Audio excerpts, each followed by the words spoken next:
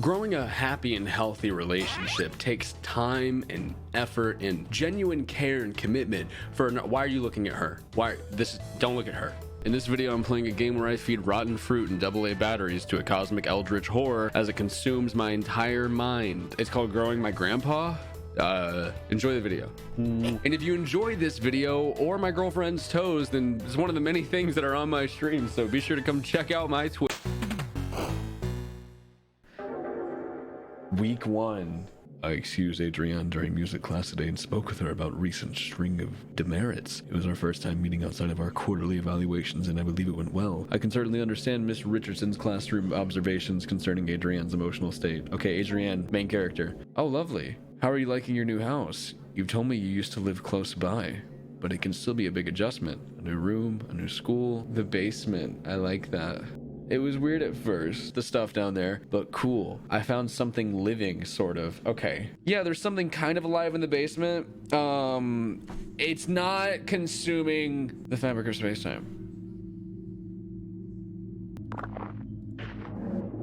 Once she removed the panel and found the magical hidden passage, she was very specific about what she took. She found a magic book, a magic doll, a photo of her late grandpa, and magic glue. I interrupted to ask what she did with these magical, mysterious materials. Grow grandpa, she explained plainly, and then without missing a beat, she continued on with her story. At the cage, she finally cast her spell.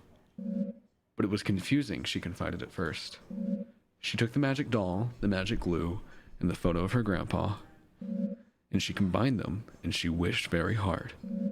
I can only assume in this fantasy that next her wish would come true, and what child story would it not? Particular human representation, generic human figure, glue to... Oh, a tangible symbol of intention and desire. Oh, yeah, duh. She wished with all her heart, and then she told me she waited a while for something, anything to happen, and after that time, she began to cry. I cried really hard, she said. I wanted Grandpa to be back. I wanted my parents to stop being so mean. And it hurt me. It hurt me wish for Grandpa to come back, for my parents to be different. I could feel it through the walls, and it felt me through the air. I asked her what exactly she meant. She could only repeat what she said. Brr. Knowledge you acquired this week has given you access to certain topics or keywords you can discuss with Grandpa. Consider discussing this when Grandpa emerges. When Grandpa re-emerges. What's your grandpa like? Is he a smart man? Not anymore, but I'm teaching him. So he's grown a good deal then. You've been feeding him well? Yeah, he's getting bigger, but he has a lot of room in his cage. He's still behind the bars? Yeah, well, he might be able to climb out eventually. There's this vent in the ceiling. Well, perhaps if he climbs out, I could meet him someday. Yeah, maybe, but he's not ready to leave. He can't take care of himself. I have to feed him. Pick up after him. I asked her to explain how exactly she goes about growing her grandpa, and Adrienne begins another tale. According to Adrienne, in the week that passed, much had changed in the basement. It was scary at first, she said. The way he moved, the way the doll's skin covered him. I wanted to interject, but this somehow seemed inappropriate, so I kept listening. When I look at him, she continued, when I think about him, he grows and moves. It's like he's growing for me. So he's growing bigger now, I asked. Yes, she said. Bigger every day.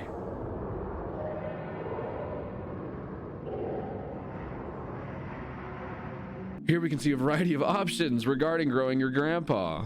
Okay, feed grandpa and teach grandpa. Go to grandpa. Oh, you approach the small window. Oh, he got a pussy. It was said to pass from one family of steppe people to another, but pressed on its ultimate origin. Somewhere to the south, coiled in a bowl covered in incantations, buried upside down by a graveyard. Yeah, this game's schizo posting. Holy crap, Loish. All right, let's go to Grandpa. Yo, what's up, Gramps? Let's teach my homie real quick. Vocabulary card, Grandpa. I approach the small window. Yay, pussy lips.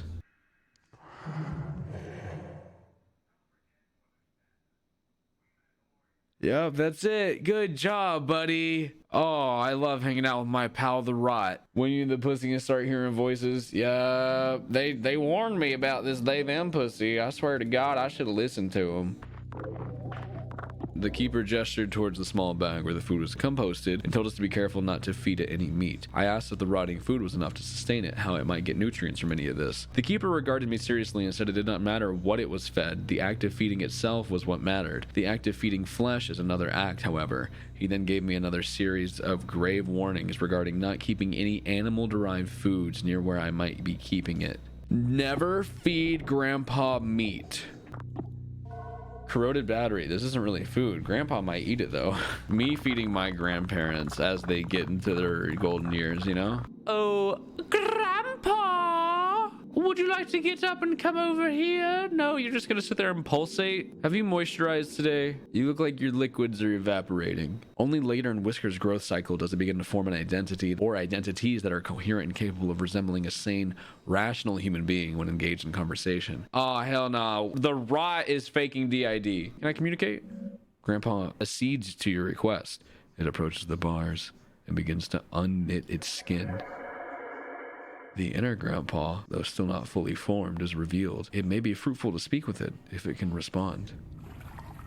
Ask about wish. With a great deal of effort, Grandpa gurgles fragmented thoughts through its ill-formed lips. Mother, will, father, new lives out of the air. Week 3. A folder full of radiographic images. Oh, my grandpa was a pervert? Linguistics module. Life. Is life something you want to talk to a cosmic horror about? Another bulbous growth. I really want to open that bulbous growth. Who trying to get their bulbous growth cut open in the chat? Raise your hand. Don't be shy. Come on. Let's teach Grandpa. We're going to talk about life. Life. He got that one really fast. Yeah, just exactly how you said it. Hey, Grandpa, we got another word. Indecision. Indecision. Yes. This is whenever you want to make a choice, but you don't care or know which choice to make. So sometimes you just don't make the choice. You know what I'm saying? Indecision, just like that. Good job, Bubby. One would think a theory of mind seems to develop as part of its maturation process. In order to hunt sapient beings, it must be able to deceive them. In order to deceive, it must be able to make certain metacognitive judgments. I don't think it needs to deceive us at a conscious level. I think it's a cosmic horror, and its presence makes us like worship it or some shit like that. I don't know, IDK, I don't know. We have taken to calling it whiskers. Needles, suprasensory follicles, or spines. The nerve nets distributed throughout the morphology of these spines resemble those of the genus Hydra, but have myelin sheaths that are functionally the same as vertebrae. As you can see in the x-ray, each spine is laden with dense optical arrangements similar to compound eyes. Oh, brother, this guy stinks. I mean, probably, like, actually, he probably smells really bad. How is your week been, Adrienne? Grandpa is almost ready. He's almost finished, sort of. He's almost as big as his shell now. He has a face and he can talk pretty well and almost has legs. I see. Grandpa seems fatigued and almost anemic. An iron-rich meal like meat? I can't give Grandpa meat. It said not to ever give him meat. All right, Grandpa, hope you're hungry. How about some concealed soap? Hopefully it doesn't make you have the stinkies. Uh-oh. Stomach contents. Edge. I'll be right back, Grandpa. I'm gonna go cut open your ball sacks. Your ball sacks. Your ball sacks. In the oily cavity, a powerful smell of rot arises, and many small, increate beings lay motionless and dead. However, you just barely hear the near silent slithering of something, or maybe it's just your imagination. Oh, anthropoid remnant, a self-sufficient animal form knit together from years of ambient thoughts left to crawl around the basement. Cool, ambient thoughts incarnate. Yummy. You've gained the conversation topic little friends. Maybe Grandpa will like his little snacky. Let's observe Grandpa. Oh, he still wants meat. What if I feed him just one? Just a little snack. The meal appears to have been particularly well received. Your offering of flesh stirs something within Grandpa. From within the folds of its body, a wiry, proboscis-like appendage begins to emerge. His dick! Let's teach Grandpa one more word. Wow, he's really standing there, huh? Let's talk to Grandpa.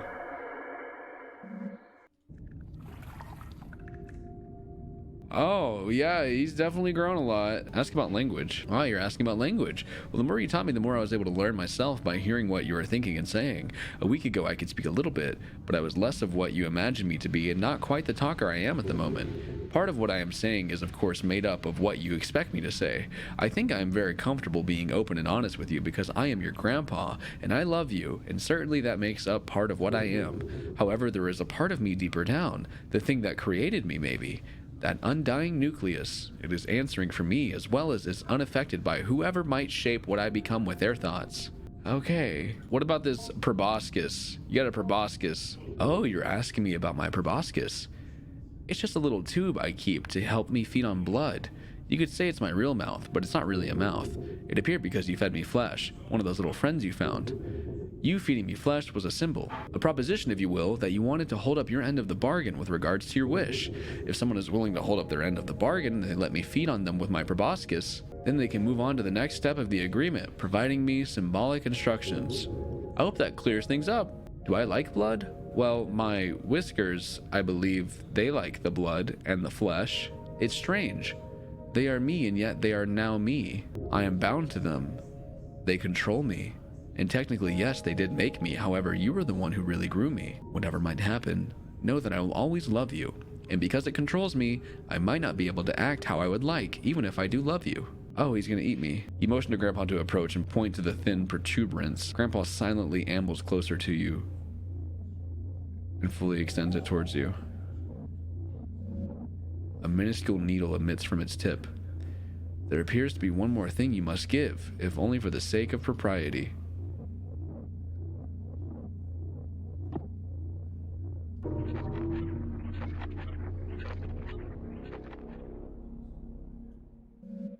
Grandpa has appreciated your blood offering.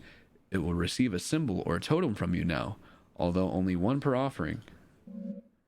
As the blood-fed proboscis retracts back into the folds of the fabric, you step away from the bars. Huh. Who could that be? Come in. Ah, Adrienne, good to see you. Aren't you a little early? No matter, I suppose I have some time now. How have you been? How's your grandpa doing? That's why I wanted to talk to you. Something happened. Oh, what happened? Nothing bad, I hope. Nothing bad, just different, I think. Maybe even good? Well, I'll tell you about it. Last night, something woke me up. There was this noise at first. It was like it came from the walls. I could hear it from my bedroom, but there was something else. Something calling. I could hear it just barely. I was afraid somehow Grandpa hurt himself. I had to go find out. I got inside. I heard the calling again, more clearly this time. Grandpa was definitely in the vent somewhere. I could feel him hearing my thoughts. I got that weird feeling, a sense in the air. I had to go forward. Something was there at the end, but it wasn't Grandpa. It looked maybe like he had made it, though. Love this little guy. It was slumped in the corner, had a weird mouth, and it had lungs on the outside, and it drew in just enough air to call out, and then it just stopped. It stopped breathing. And then something was hanging over me.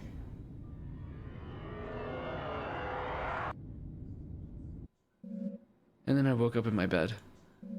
In your bed? Adrienne, it sounds like it was quite a dreadful dream. Are you alright, by the way? Your face is twitching like you're about to have a violent sneeze. I'm fine. It's just Grandpa. You see, it took me a little while to figure out, but later when I was brushing my teeth, I saw one of Grandpa's whiskers poking just out of the space under my eye. And I started to remember how in the vent he hid inside of me. It was so fast I could barely remember, but soon I started to feel him sliding around in my head, behind my forehead and behind my eyes and nose. It doesn't hurt, it's just ticklish. I'm glad I can be with him. Oh, I can feel him right now. I think he wants to meet you. Part of him is moving down my arm. Oh, I'm starting to get worried, Adriana. You really shouldn't be twitching like this. I should walk you to the nurse's office. Come on. You really should meet him. I've told you so much about him here. What are you doing? Adrienne, you're starting to look very ill. Please, just wait. Just stay still. He's gathering, waiting at my fingertips. Oh, why do you look like that? You don't have to be afraid. Look.